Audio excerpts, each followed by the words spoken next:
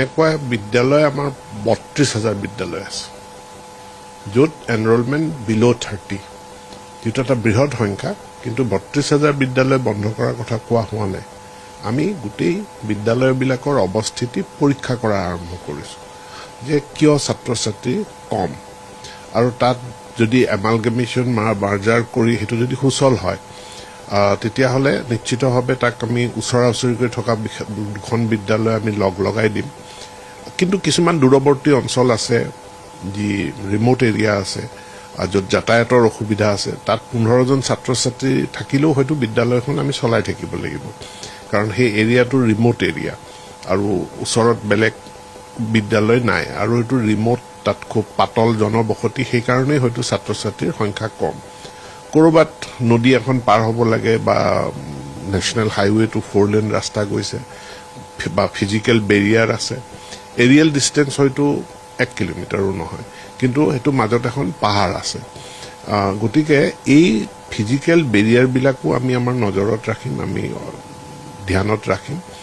ৰাখি আমি বিদ্যালয়বিলাক কেনেকৈ সুচলভাৱে পৰিচালনা কৰিব পৰা যায় তাৰ এটা শিক্ষা ক্ষেত্ৰ বুলি আমাৰ এটা আঁচনি আছে শিক্ষা ক্ষেত্ৰৰ অধীনত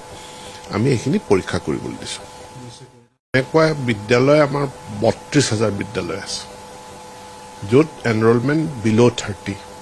যিটো এটা বৃহৎ সংখ্যা কিন্তু ৩২,০০০ বিদ্যালয় বন্ধ কৰাৰ কথা কোৱা হোৱা নাই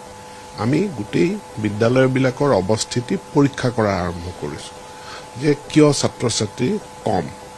আৰু তাত যদি এমালগেমেশ্যন মাৰ্জাৰ কৰি হেতু যদি সুচল হয় তেতিয়াহ'লে নিশ্চিতভাৱে তাক আমি ওচৰা ওচৰিকৈ থকা দুখন বিদ্যালয় আমি লগাই দিম কিন্তু কিছুমান দূৰৱৰ্তী অঞ্চল আছে যি ৰিমোট এৰিয়া আছে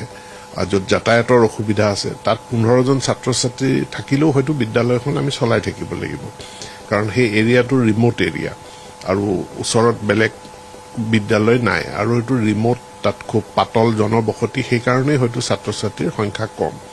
কৰবাত নদী এখন পাৰ হ'ব লাগে বা নেশ্যনেল হাইৱেটো 4 লেন ৰাস্তা গৈছে বা ফিজিক্যাল বেৰিয়াৰ আছে